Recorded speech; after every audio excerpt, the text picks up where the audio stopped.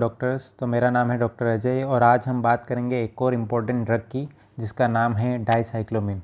हम कॉमनली इस ड्रग को यूज़ कर रहे हैं पर इसकी डिटेल्स हम जानते नहीं, किस में अवॉइड करना है, ये पूरी डिटेल इस वीडियो में देखेंगे।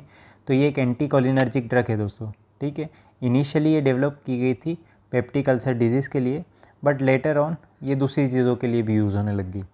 मैकेनिज्म ऑफ एक्शन क्या है इसका? M3 मस्करिनिक रिसेप्टर को ब्लॉक करती है। अब M3 एक पैरासिम्पैथेटिक का रिसेप्टर है। इसका मतलब ये है, ये मोस्टली गट में है, स्मूथ मसल में है ना, यहाँ पे पैरासिम्पैथेटिक की वजह से पेरिस्टालसिस होगी, ठीक है। अगर इसको ब्लॉक कर देते हैं ना तो GI मोटिलिटी डिक्रीज़ हो जाएगी, ठीक है, और सिक्रीशन भी डिक्रीज हो जाएंगे, ठीक है। मेन जो इसका इंपॉर्टेंट है ये है मोटिलिटी डिक्रीज़ करता है, ठीक है। इसकी वजह से ही कॉली की पेन जो होता है, इरिटेबल बाउल सिंड्रोम में हम मोस्टली यूज़ कर रहे हैं, उसमें जो कॉली की पेन हो रहा है ना वो इससे अवॉइड या पेन रिड्यूस कर सकते हैं, ठीक है।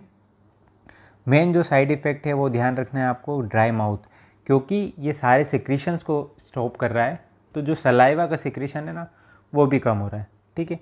स्टमक अपसेट हो रहा है। अब GI मोटिलिटी मतलब जो स्टमक की मोटिलिटी है वो भी, गैस्ट्रिक मोटिलिटी भी कम हो रही है, जिसकी वजह से आप जो खा रहे हो ना तो मोस्टली फुलनेस होगी, एब्डोमिनल फुलनेस होगी, वो इतनी जल्दी पास डाउन नहीं होगा, ठीक है। इसकी वजह से स्टमक अपसेट होता है।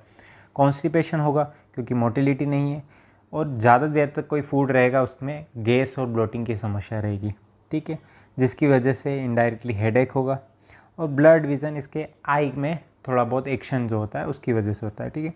मेन कॉन्ट्रा इंडिकेशन जो एज ए डॉक्टर डाइसाइक्लोमिन लगाने से पहले आपको याद रखना है वो है ग्लोकोमा की हिस्ट्री तो नहीं है, ठीक है।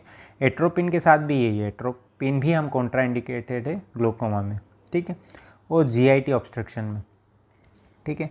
इसका डोज जो आपको याद रखना है वो 10 to 20 mg है, 4 टाइम्स दे सकते हैं मैक्सिमम, ठीक है, एक दिन में। इसके इंजेक्शन भी आते हैं, ठीक है, 2 ml में 20 mg।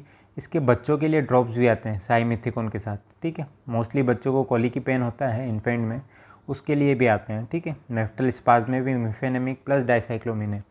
हम एक और चीज़ गलती करते हैं, मैं इसमें आपको एक्सप्लेन कर देता हूँ कि मेंस्ट्रुअल पेन के लिए सिर्फ डाइसाइक्लोमिन देना, पर ये इतना इफ़ेक्टिव नहीं है क्योंकि जो यूट्रस का इसका एक्शन है ना वो इतना स्ट्रॉन्ग नहीं है, ठीक है। इसलिए मिफेनेमिक एसिड के साथ इसका जो कॉम्बिनेशन है डाइसाइक्लोमिन वो आप दे सकते हो मेंस्ट्रुअल पेन के लिए, ठीक है। इंडिविजुअल डाइसाइक्लोमिन यूजली अवॉइड करा करो, ठीक है।